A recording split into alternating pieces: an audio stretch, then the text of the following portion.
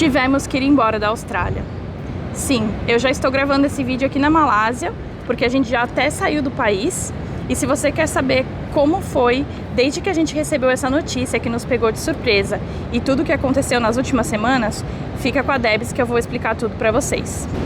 Pessoal, chegou a hora de dar tchau para esse país que eu chamei de casa pelos últimos 4 anos.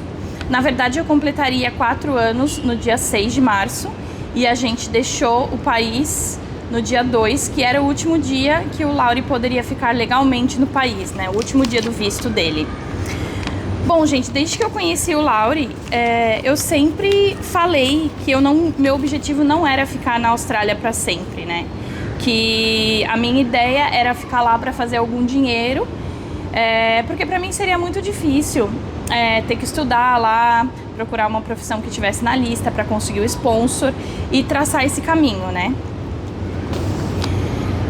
Eu expliquei para ele que eu preferia não ter esse esforço, até por conta da minha idade, né, e por conta de todo o trabalho que seria, às vezes pode demorar 5, 7 anos para a pessoa conseguir conquistar a residência. E tem muita gente que tenta e tenta de várias formas, porque às vezes o caminho que você escolheu, com as regras da imigração, as coisas mudam e aí você tem que traçar um novo caminho. Então é muito incerto, né? E eu não queria essa incerteza, já por conta de já ter vivido isso na Nova Zelândia e tal. Porém, no meio do caminho, as coisas mudaram. Em 2023, a empresa que ele trabalhava ofereceu um visto de sponsor para ele. E aí, eu comecei a cogitar a ideia de ficar assim na Austrália, porque a gente teria isso de forma relativamente fácil, né? Ele seria sponsorado como operador de máquinas e a gente, em 2 anos, conseguiria já estar no nosso caminho para a residência.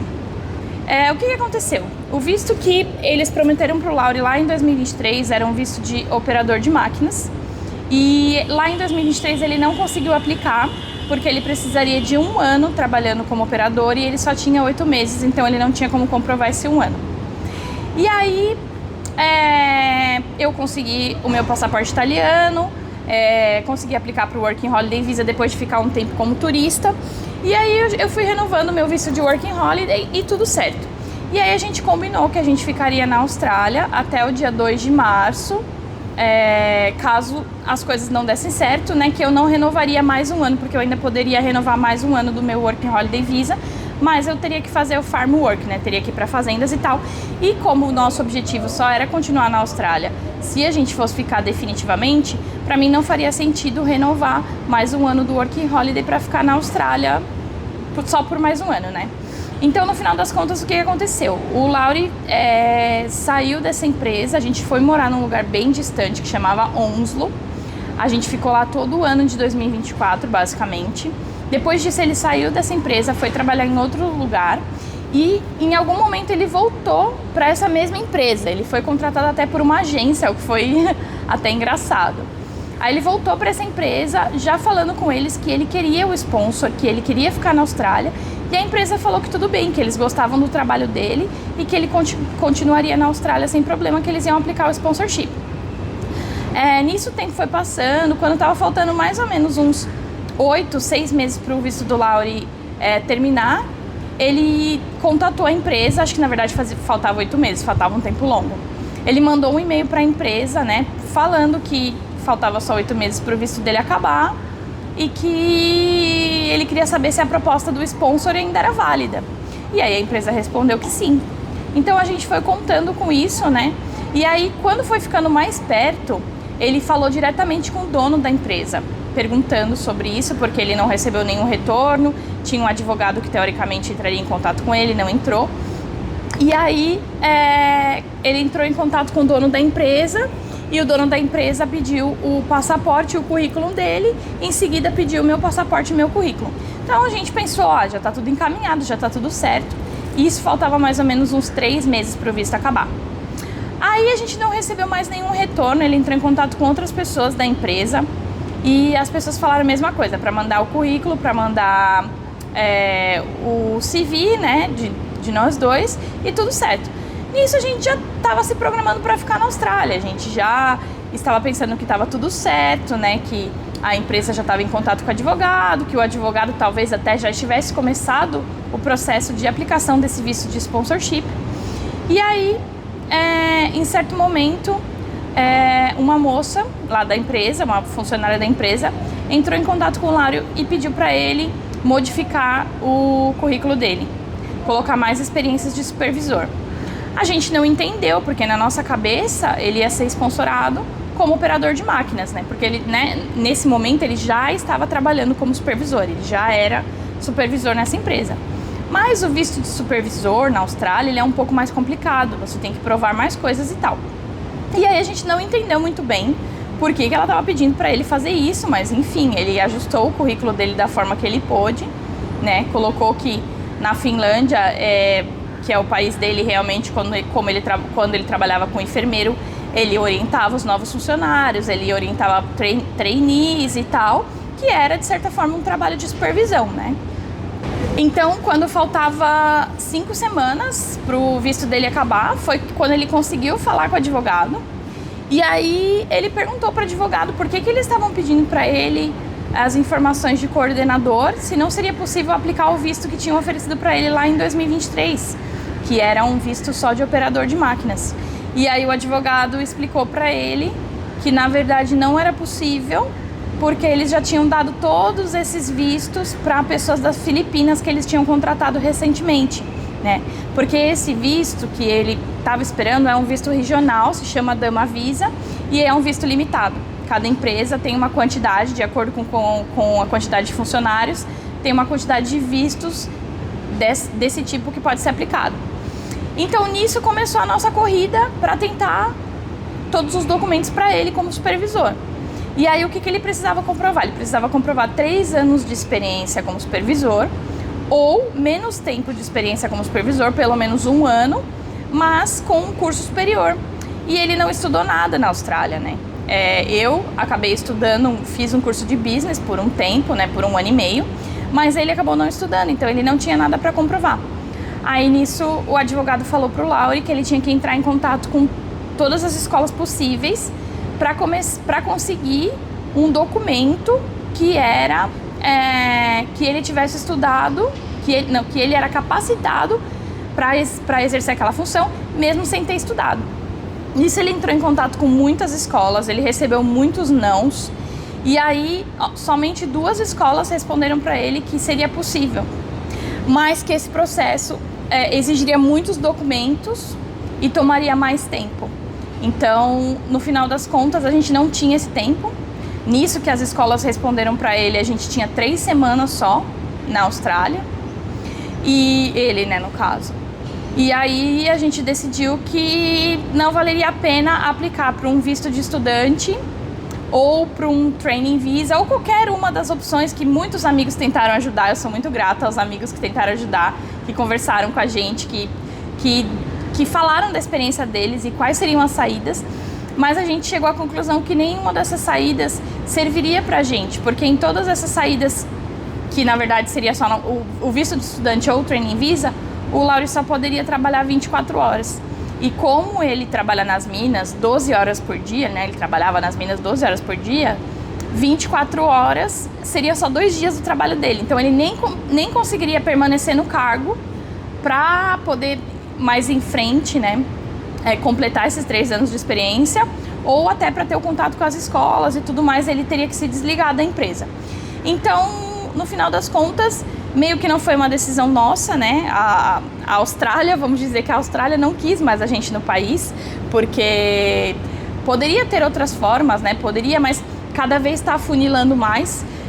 No dia mesmo que a gente estava saindo, os amigos nos falaram que agora o Post-Study Visa, que é o visto que você aplica quando você termina um estudo e te permite ficar de 2 a 3 anos na Austrália, só trabalhando, né, para aprimorar o que você estudou, dobrou a taxa do visto. Então já era um visto caro, já era um visto de $2.000 ou mais, e agora está em torno de $4.000, $5.000 só para aplicar esse visto. Fora que quando você aplica esse visto, você tem que fazer seguro-saúde, enfim, tem muitas outras coisas que vêm junto com esse visto. Então a Austrália, né, há algum tempo atrás também aumentou a taxa do visto de estudante, que também basicamente dobrou. Então Então a Austrália está cada vez afunilando mais e por esse motivo a gente não conseguiu ficar no país, né? A gente fica triste porque a gente tinha planos, né? A gente estava se programando já para ficar lá. A gente já estava sentindo que a gente ia ficar, que já estava tudo certo com visto. E por um atraso na companhia, na empresa que ele trabalhava, sabe? Por eles não terem realmente se importado com ele desde o primeiro momento que ele mandou e-mail, que ele entrou em contato com o dono da empresa e falou que queria o sponsor, sabe? Eles poderiam ter salvado um desses sponsors que eles deram para alguém, para ele, ou eles poderiam já ter informado a gente que precisaria de todos esses documentos, que precisaria contatar a escola e tudo mais. E assim, o dono da empresa e os funcionários falavam que gostavam muito do trabalho do Lauri, mas no final das contas não foi o que aconteceu, né?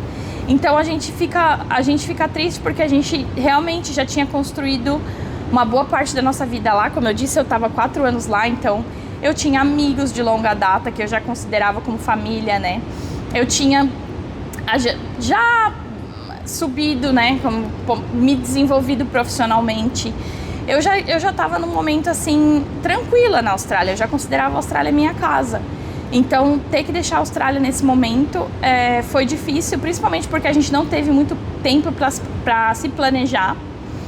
E foi tudo na correria, gente. Foi uma correria, assim, insana para conseguir comprar passagem e tudo mais, fazer tudo dentro do tempo. E aí a gente decidiu ficar aqui na Malásia, né, um tempinho. E agora eu nem sei o que vai acontecer, porque todos esses conflitos que estão acontecendo também nos envolvem, né? A gente não consegue ir para muitos lugares, né? A gente não tem muitas rotas disponíveis agora. Então, a gente sinceramente nem sabe o que vai ser nos próximos dias, mas a gente vai atualizando, eu vou atualizando vocês do que vai acontecendo, principalmente os amigos aí do Brasil, da Austrália, que falaram que vão ficar acompanhando. Muito obrigada, eu fiquei muito feliz que recentemente eu descobri que tem gente que eu nem imaginava que acompanha os vídeos aqui, então muito obrigada, gente, por estarem comigo nesses momentos, por estarem acompanhando. E nós dois estamos tentando nos manter felizes, sabe? Estamos tentando nos manter positivos, porque só assim a gente vai conseguir seguir em frente, né? E ver que, na verdade, o mundo tem muitas outras opções para nós, né? Então, eu só espero que essa porta que tenha se fechado seja só para que outras coisas se abram, né? Para que outros caminhos se abram. E, como eu disse, eu vou atualizando vocês. A gente se vê no próximo vídeo. Valeu! Gente, voltei porque eu fui editar e percebi que acabei não falando como foi a correria, né? Então, desde que a gente decidiu que a gente não ia ficar mais na Austrália, porque a gente não ia ter tempo para fazer o processo, né, basicamente, foi uma correria nas últimas 2 semanas. Eu ainda continuei trabalhando mais um pouco, depois eu parei de trabalhar. A gente teve que empacotar tudo, a gente tinha muita coisa, então só de doação, acho que foram uns 4 sacos, fora coisas que a gente deixou para alguns amigos, né, pra família e tal. E graças a Deus a gente tem uma amiga lá no nosso destino final que pôde receber as nossas malas, que vai receber em algum momento as nossas malas, né? Então a gente já fica mais tranquilo porque a gente pôde enviar uma parte e agora a gente tá viajando só com uma mala cada um. O que no final das contas vai ser muito bom porque a nossa passagem pro destino final seria por Doha e o aeroporto de Doha tá fechado, né? Então a gente não sabe, pelo menos até agora a gente não sabe o que a gente vai fazer, se a gente vai ficar mais um tempo aqui na Ásia, como que a gente vai fazer isso. Mas enfim, foi corrido, a gente teve que tirar tudo que tinha no armário, né? A gente teve que empacotar tudo, se despedir dos amigos, né, mais próximos e tal. Então, cara, no final das contas foi uma correria absurda, a gente tava sem tempo, assim, pra nada, e a gente também queria dar uma descansadinha, então foi muito corrida, absurdo, e agora a gente tá usando esse tempo aqui na Malásia pra descansar de fato, né. Então, agora sim, o vídeo de hoje foi esse, e a gente se vê no próximo.